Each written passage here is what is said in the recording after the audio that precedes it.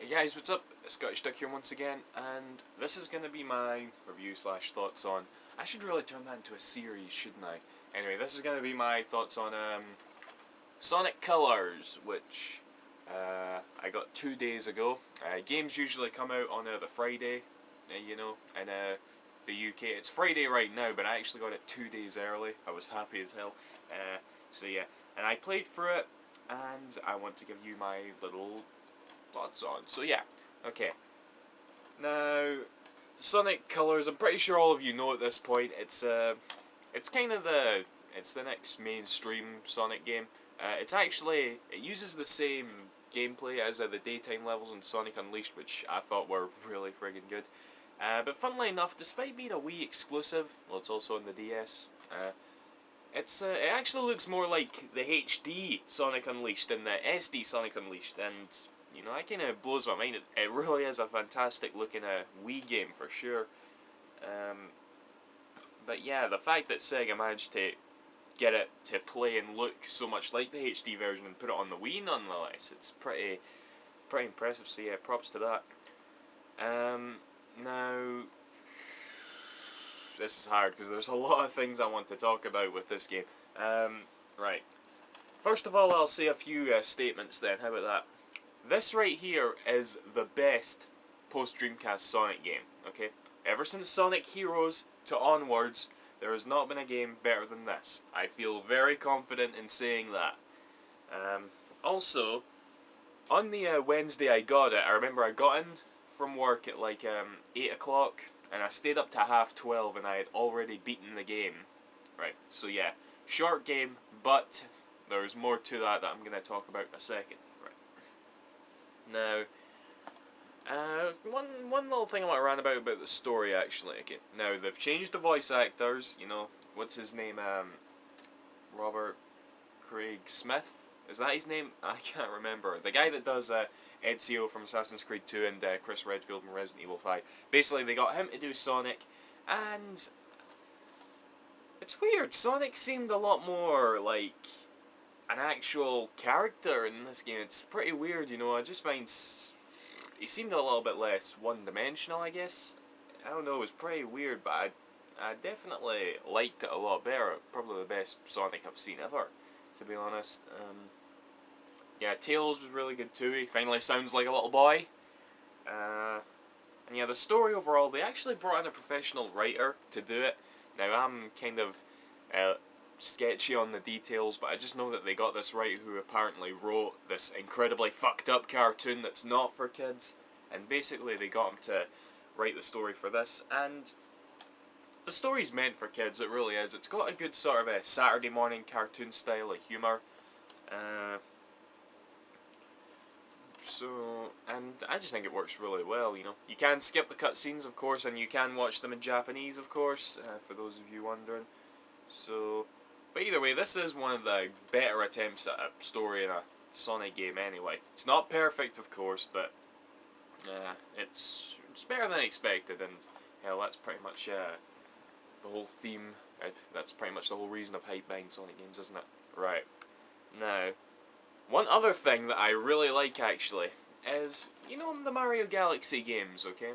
They've always got little nods and, to past Mario games, like whether it's enemies, certain levels and all that, or just like little trademarks that the plumber has, and you just see that and you're like, oh yeah, that was in the past game.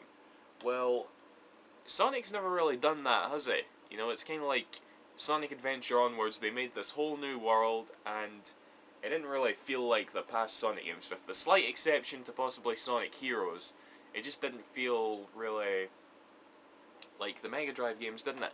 Well, it's all changed with this. Not really in terms of level design, but in terms of, I don't know, it's just got a lot of little fan service, like, the Badniks are back, and some enemies from Sonic Adventure 1 as well. You've got the Monobug, you've got the bee enemy, what's that called again?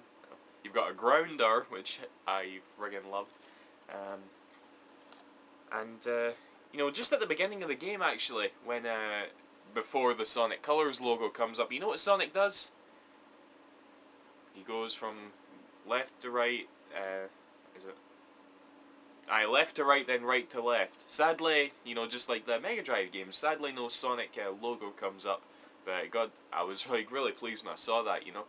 And also the little zigzaggy design that you see when a level starts. Again, that was in Sonic Heroes, but here it's a bit more colourful, and I really like the look of it. So yeah, the game is just aware of the Mega Drive games, you know. That's the kind of feeling I get from it. And I really, you know, no 3D Sonic game, again, with the slight exception of Sonic Heroes, has really made me feel that way. So yeah, I really, really do like that. Now, in terms of gameplay, okay, basically it's kind of identical to the daytime levels in Sonic Unleashed, which in my opinion was kind of the only really good thing about that game. Um,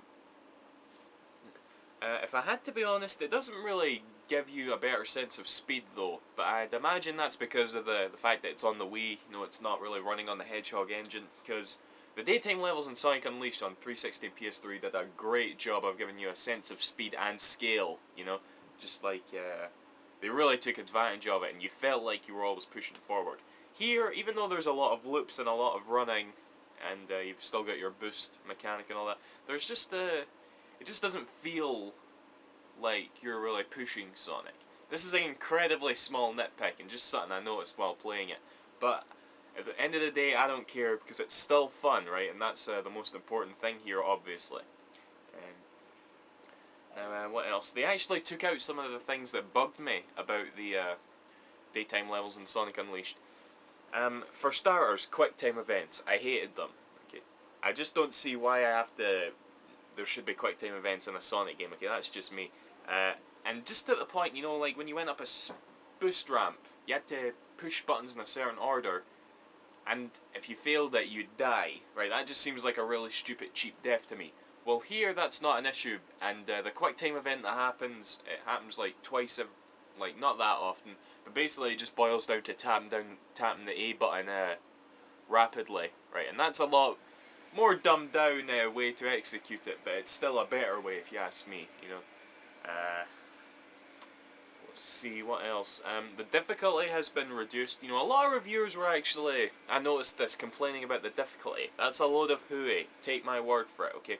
There are some parts of the game that's a bit cheap and will take you a couple of tries to beat, to the point where it might even frustrate you. There's no denying that.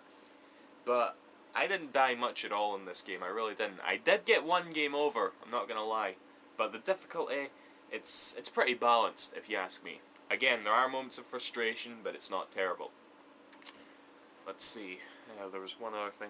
I think there was one other thing. I guess I'll talk a bit about the Wisps. The Wisps, they're all fun to use. They're not too overplayed. You know, they don't really get in the way of Sonic's running, thankfully, and they are, like I said, they are fun to use. Yeah, I'm not too. There's not really much to say beyond that, to be honest, about the Wisps. So yeah, it is, obviously it's this game's sort of a unique selling point, so to speak. But it's not a bad thing, you know. It is way, way better than a Werehog. That's for fucking certain. Right.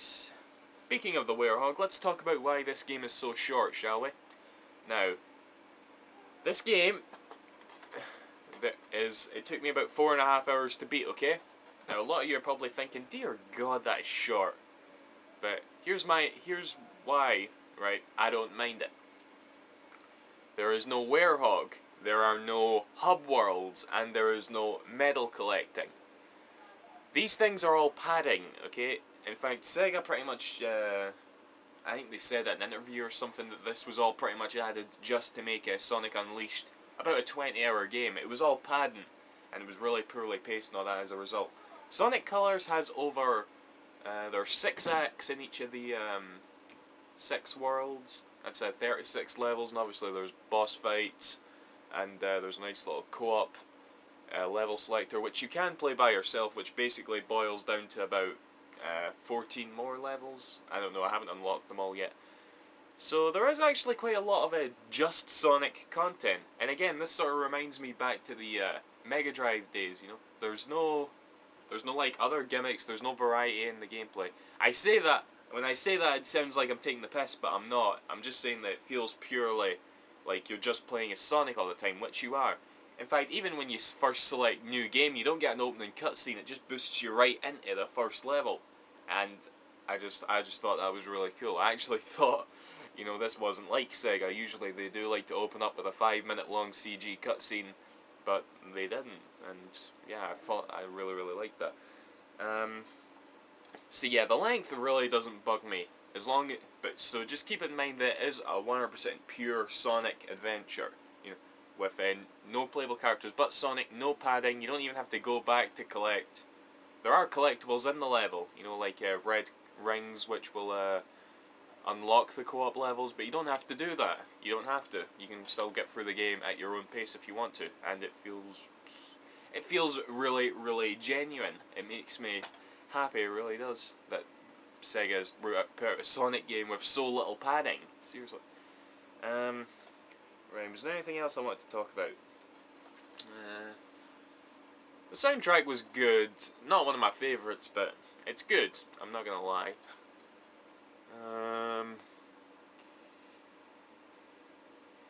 Can't really think of anything else worth pointing out. Well, I guess one complaint is recycling boss fights. There's 6 worlds with a boss fight at the end, and there's only really 3 bosses. They do kind of recycle each boss fight once. I'll admit that. Just trying to think. I know this video is going to be long. Sorry. You can play with the GameCube controller, classic controller, and nunchuck. I preferred, you know, the nunchuck and Wii remote. It's funny because I also saw, I think it was game trailers, they were talking about the awkward motion controls. That's a lie. You want to know what the only motion control mechanic in this game is? To use a Wisp, you just waggle. That's it. That's all you do. Okay? And I was just dumbfounded when I heard that. You know, I mean, that's all. That's the only thing. I swear to God, there's no pointer controls. There's no arbitrary part where you got to do that. Maybe there is when you're playing with the Wii remote sideways, which you can do, by the way. But as far as I know, you can just. That's all you do. Really is. Right. I think I've covered everything I wanted to do. Overall, it literally makes me happy. Like, I don't care how nerdy I sound or whatnot, it literally makes me happy that after a fucking decade, a 3D Sonic game comes out that is actually, you know, universally liked. Even though there's like a circle of people, and people inside that circle, they may like Unleashed and Sonic Heroes, and I'm kind of in there, to be honest. But then there's like everybody else who will openly think that all Sonic games are shite.